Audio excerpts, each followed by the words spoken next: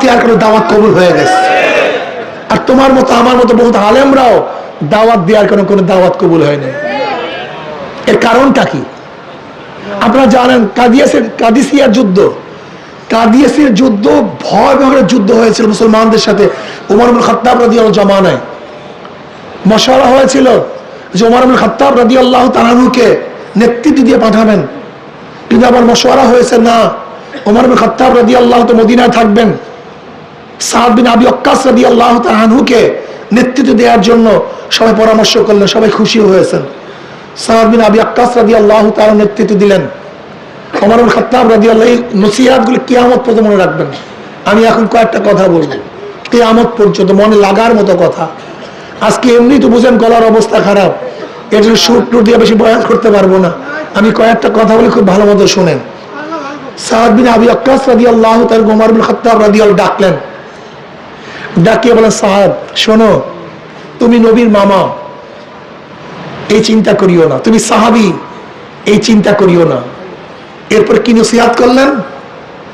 আল্লাহর সাথে আমাদের সম্পর্ক আত্মীয়তার সম্পর্ক না, আল্লাহর সাথে আমাদের সম্পর্ক বংশের সম্পর্ক না, আল্লাহর সাথে আমাদের সম্পর্ক বন্দিগি সম্পর্ক। এটা সবচেয়ে কঠিন কথা। আল্লাহর সাথে আমাদের সম্পর্ক বন্দিগির সম্পর্ক, বংশের না।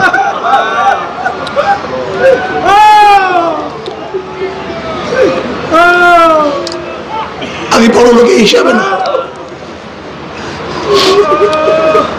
আল্লাহর সম্পর্ক। আমি মন্ত্রী হয়েছে এর জন্য আল্লাহ আমার সাথে সম্পর্ক করছে না, আমি প্রেসিডেন্ট হয়েছি এর জন্য আল্লাহ আমাকে মহব্বত করেন, ব্যাপারটা এরকম না। আল্লাহর সাথে আমাদের সম্পর্ক কিসে? ইবাদতের। শোনো সাদ, আল্লাহর কাছে কে বড়, কে ছোট, কে বংশীয়, কে নন বংশীয়, কে মন্ত্রী, কে এমপি, কে প্রেসিডেন্ট, কে পীর, কে মুরিদ, আল্লাহর কাছে এর কোনো পরিচয় নাই, এর কোনো পরিচয় আল্লাহর কাছে।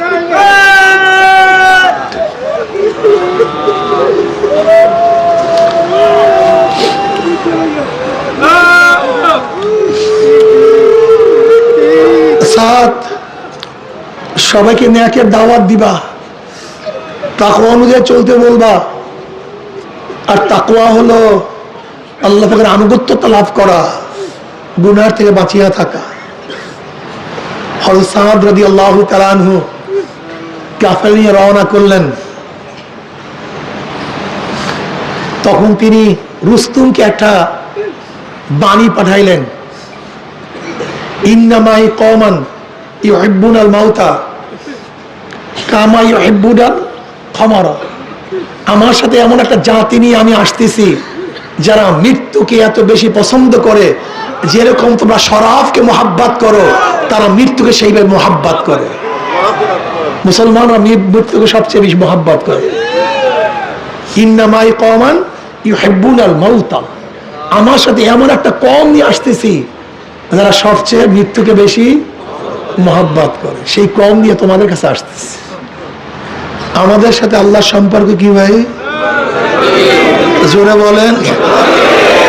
না তুমি মন্ত্রী, না তুমি এমপি, না তুমি মিনিস্টার, না তুমি কোরাইশি, না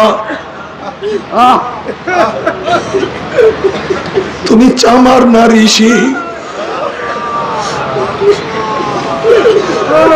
তুমি চামার না ঋষি,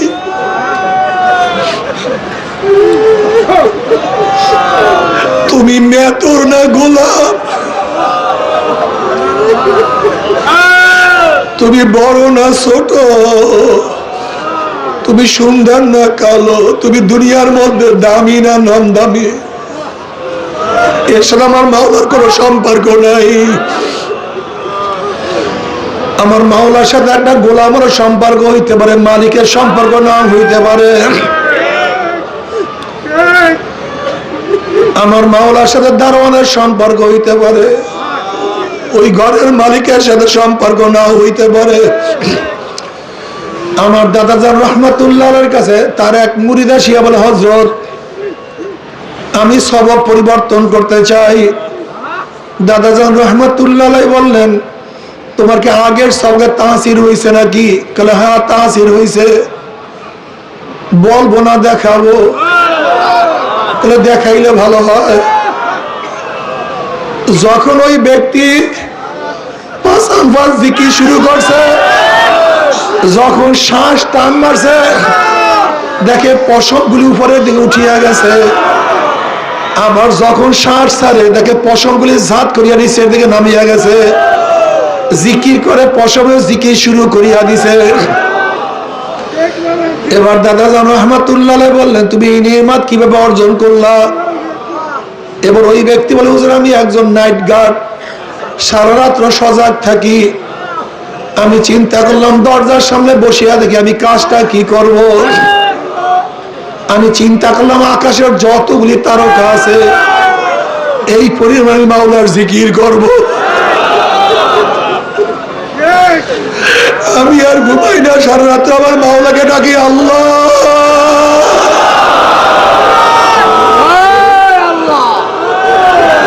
আল্লাহ।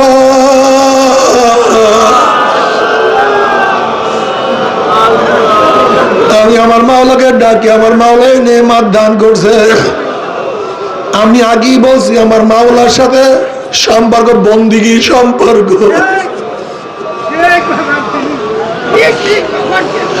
যে যত ইবাদত করবে সে তো আমার মাওলাকে পাবা। দেখো আমরা বারবার একটা কথা বলতে চাই, এখান থেকে ঢাকা আমাদের থেকে অনেক দূরে। কেউ যদি ভাষান্তরে যায়, ঢাকা দূরে না কাছে? ঢাকা কাছে। আবার কেউ যদি চাঁদপুরে যায়, ঢাকা আরো কাছে। কেউ যদি মুন্সিগঞ্জে যায়, ঢাকা আরো কাছে।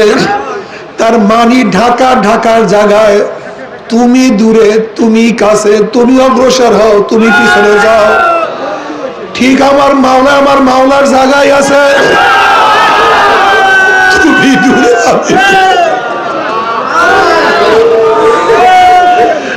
যারা মাওলার দিকে অগ্রসর হয় তারা মাওলার কাছে,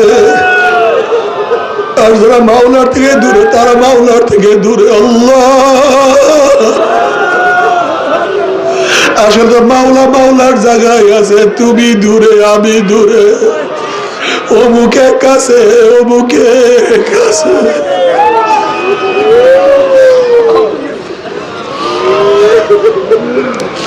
এখন মুঝসে মুঝকো दूर कर, ताकि देखो मुझमें तुझको एक नजर।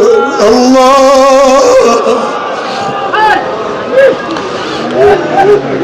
আল্লাহ তুই আমাদের সবাইকে মাফ করিয়া দাও। দেখো আমার মাওলা পাক কি বলেন, ওয়াহুয়া মাআকুম আইনামা কুনতুম নাহনু আকরাবু ইলাইহি মিন হাবলিল ওয়ারিদ। আমার মাওলা বলে আমি তো তোর সাগর রগের নিকটে, আমি তো তোর সার রগের চেয়ে নিকটে। তার মানে আমার মাওলা তো মাওলার জায়গায় আছে, আমার মাওলা তো আমার কাছে আছে, কিন্তু আমি তো মাওলার থেকে অনেক দূরে চলে গেছি। আল্লাহ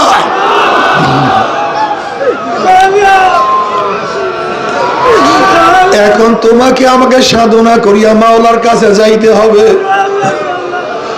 ইমাম গাজালি রহমাতুল্লাহ আলাইহি ফরমান, মাওলার মধ্যে বন্দার মধ্যে ৭০,০০০ নূরের পর্দার ব্যবধান।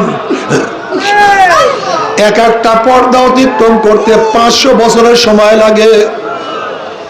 এবার ইমাম গাজালি রহমাতুল্লাহ আলাইহি বলেন, আমার মাওলা যাকে কবুল করে, আমার মাওলা যাকে পছন্দ করে, ১ সেকেন্ডের মধ্যে ৭০,০০০ নূরের পর্দা ভেদ করিয়া আমার মাওলা বন্দাকে কাছে এটা গিয়া নেয়। আল্লাহ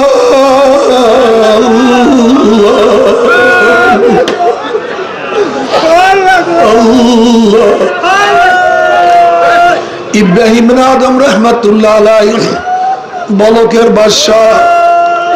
বাদশাহী ছাড়িয়া দিয়া আমার মাওলার পাগল হয়ে গেছে। একদিন রাস্তা দিয়া যায়, দেখি এক জমিদারের সন্তান, আমিরের সন্তান মদ পান করিয়া ভূত হইয়া পড়িয়াছে, বমি করিয়া সব কিছু নোংরা করিয়া বলা হয়েছে, মুখের মধ্যে চেহারার মধ্যে মাছি বন বন বন বন করতে আছে। ইব্রাহিম আদম রহমাতুল্লাহ আলাইহি তাকে দেখিয়া চিনিয়া ফলাইছে। তিনি চিন্তা করলেন এই ব্যক্তি যতই মদ পান করুক সে তো আমার মাওলার একটা বান্দা, আমার মাওলার একটা বান্দা।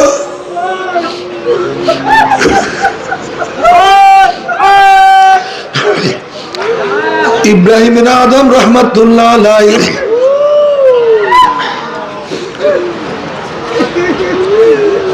ওই মদখোরের চেহারাকে সুন্দর মতো ধোয়া দিলেন, পানি দিয়া ধোয়া দিলেন, আল্লাহর কাছে দোয়া করলেন, আল্লাহ কবুল করলেন। যখনই ওই ব্যক্তির মুখ খুললো, চেহারা খুললো, দেখি ইব্রাহিম আদম রহমাতুল্লাহ আলাইহি তার সামনে তার চেহারা ধোয়া দিছে। ওই ব্যক্তি বলছে, হুজুর আমার মতো একজন মদখোরকে আপনি এত স্নেহ করছে, এত আদর করছে, আপনি আমাকে ঘৃণা করেন নাই।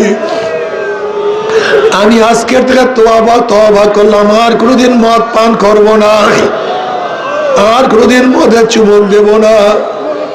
আমাকে তওবা করান, আমাকে বয়াত করান। ওই ব্যক্তি খালেস তওবা করছে, মাওলার কাছে মাপ চাইছে, মাওলা মাফ করিয়া দাও, ক্ষমা করিয়া দাও। আমার মাওলা তওবা কবুল করছে। এবার ইব্রাহিম আদম রহমাতুল্লাহ আলাইহি দেখেন ওই ব্যক্তি তওবা করার সাথে সাথে ওই ব্যক্তির মাকাম জামানার সমস্ত ওলিদের উপরে চলিয়া গেছে। এবার ইব্রাহিম আদম রহমাতুল্লাহ আলাইহি মাওলার কাছে বললেন, মাওলা এই ব্যক্তি এই মাত্র তওবা করছে, কিন্তু তার মাকামকে এত উঁচায় উঠাইছো কিভাবে? এবার আল্লাহ পাক জবাব দিলেন, ইব্রাহিম তুমি তোমার হাত দিয়ে আমার বান্দার চেহারাকে মুছাইয়া দিছো, তুমি আমার হাত আমার গোলাম হিসেবে আমার বান্দাকে ঘৃণা করো নাই। ওর সাথে আমার ঈমানের সম্পর্ক ছিল, আমাকে বিশ্বাস করতো। তুমি আমার জন্য তোমার বাসায় ছাড়িয়া দিছো, আমার জন্য সব কিছু ত্যাগ করিয়া ফেলাইছো। যেহেতু তুমি তোমার হাত দিয়ে ওর চেহারা মুছাইয়া দিছো, আমি মাওলার কুদরতি হাত দিয়ে ওর কলবকে ধোয়াইয়া ফেলাইছি।